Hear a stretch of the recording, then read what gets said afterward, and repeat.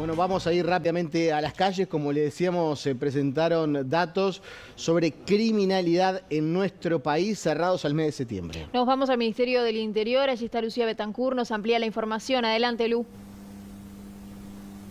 ¿Cómo están? Muy buenas tardes. Exactamente, el Ministerio del Interior presentó las cifras de denuncias de delitos, entre ellas en términos generales o en términos macro, con los datos, por ejemplo, de tanto rapiñas como hurtos, mantienen la tendencia a la baja. Datos importantes, lo escuchábamos recién en titulares, 12% en el caso de las rapiñas y 8% en el caso de hurtos. ¿Qué sucede con los homicidios? Allí no contempla ese término de denuncia, sino, por supuesto, son números fríos. Indica que hubo un descenso de menos 0,7 o 0,7% a la baja, porque en el mismo periodo de enero a septiembre del año pasado hubo 279 y este año hubo 277, es decir, 2 menos en igual periodo. Esa tendencia, esa meseta se mantiene, decían desde el Ministerio del Interior, incluso previo a la pandemia. Es algo que realmente preocupa, pero también preocupa, por ejemplo, los abigeatos, que aumentaron 14%.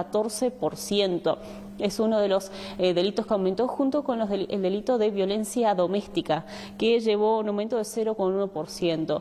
¿Qué sucede con los homicidios hacia mujeres, es decir, los femicidios o la violencia basada en género? De acuerdo a los datos del Ministerio del Interior, hubo también en este caso una disminución, según se desprende de este informe. En 2024 fueron 19 en este periodo de 9 meses, pero este año que corre van al momento 16. Son en números o en este análisis que ampliaron otros delitos, por ejemplo, las estafas o los delitos ciberdelitos. Indicaban que también, más allá de que hay un aumento en los últimos años, este año en particular se han detectado menos denuncias. Vamos a compartir en esta primera instancia las explicaciones que brindaba el director del área de estadística del Ministerio del Interior, Diego Sanjurjo.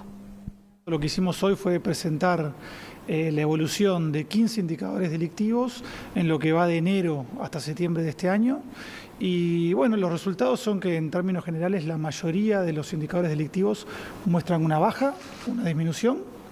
Tenemos algunos indicadores, unos 5 más o menos, que muestran una estabilidad, entre ellos el homicidio, que es por supuesto el que más nos preocupa a todos, pero la mayoría de los indicadores muestran un descenso, ¿no? También tenemos un descenso, que no es menor, en el total de delitos denunciados. Es decir, si tomamos todos estos 15 delitos en cuenta y además le agregamos todos aquellos que denuncia la ciudadanía, también tenemos un descenso de casi el 5%, lo cual no es menor y lo cual habla de una tendencia a la baja que se mantiene en los últimos años, ¿no? Que es a grandes rasgos lo que buscamos, más allá de que, por supuesto, que nos preocupa la estabilidad de los homicidios, que en este caso bajaron un 0,7%, pero están dentro de una tendencia que es muy estable y que desde 2019 se mantiene realmente chata. ¿Qué se desprende de ella? Es muy estable, pero alta.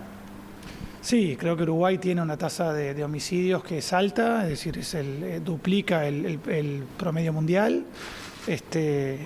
Quizá en la región sale bastante bien parada, pero en general tenemos que decir que tenemos una tasa de homicidios alta, ¿no? Sin embargo, desde 2019 en adelante se mantiene estable, ¿no? Salvando el tiempo de pandemia. Se le consultaba allí a Sanjurjo por qué se toma 9 meses del año, por qué quizás no tomar o no medir el periodo desde marzo, desde que asumió el gobierno, pero dicen que claramente a los números estadísticos lo que importa en la estadística misma de estos datos de criminología es cómo va en el año macro comparado al mismo periodo que 2024, lo mismo con 2023, y por eso no se presenta, o en su momento cuando se adelantaron datos trimestrales o de 6 meses, ahora es el año entero, de enero hasta septiembre, que es en lo que se enmarca en este informe, que, como les decía, preocupación por ese 14% de porcentaje de abigeato, es un aumento, pero y esa meseta en homicidios que buscan también desglosar luego qué hay detrás. Explicaba Sanjurjo, con 20% está vinculado a estupefacientes, otro 20% no se conoce la causa, pero que hay grupos criminales detrás. Vamos a volver a escuchar al director. Los hurtos y las rapiñas siguen descendiendo desde 2019 en adelante, de vuelta, salvando los años de pandemia, que son años que habría que analizar o poner en paréntesis, vemos un descenso semestral, anual, sostenido de algunos tipos delictivos, entre ellos el hurto y la rapiña, ¿no? Por otro lado, vemos desde hace mucho tiempo un aumento muy marcado de lo que son las estafas y los fraudes digitales. Sin embargo, en lo que va de este año, por lo menos, vemos que esto también está descendiendo, ¿no? No tenemos tampoco del todo claro a qué se debe, pero tanto las rapiñas como los hurtos, como las estafas y como los fraudes digitales o cibernéticos bajaron también en estos primeros 9 meses. Hace unas semanas, capaz que lo vieron, desde AECA publicamos un diagnóstico de la seguridad pública, que era un documento extenso de casi 120 páginas, donde intentamos responder a esa pregunta, ¿no? Yo creo que para lo que nos concierne hoy, lo que hay que decir es que, bueno, tuvimos tuvimos varios meses en los cuales los homicidios estuvieron bastante por debajo de lo que teníamos en años anteriores. Sin embargo, en septiembre tuvimos un aumento bastante marcado de los homicidios y ahí, bueno, se equilibró nuevamente la tendencia, ¿no? ¿Y por qué entonces homicidios en determinadas zonas del país y de la ciudad de Montevideo, que es donde se da la mayoría? Sí, sí, los homicidios muestran una estabilidad muy marcada y a su vez también, como sabemos, la gran mayoría de las víctimas son personas que, sí, como tú dices, se dan en ciertos territorios, sobre todo de Montevideo, pero también a veces del interior.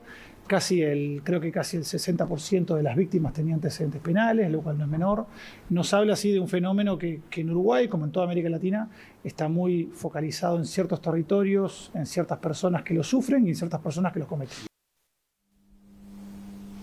Sanjurjo destacaba que en este panorama hay que ver que la metodología se mantiene, pero en este desglose sí se suman otros delitos y es por eso que se puntualiza que hubo una baja bastante importante en secuestros, un 45% a la baja, extorsiones 20% y estafas y fraudes informáticos, como allí se repasaba, 18%, que son los números más importantes a la baja que se tiene en este informe y, como les decía, abarca 9 meses de este año en comparación con el año anterior, con una baja sostenida en términos generales en prácticamente todas las denuncias de delitos. Muchas gracias, Lu, por este aporte y bueno, vamos a estar obviamente siguiendo este asunto porque ni que hablar que va a tener repercusiones a nivel político.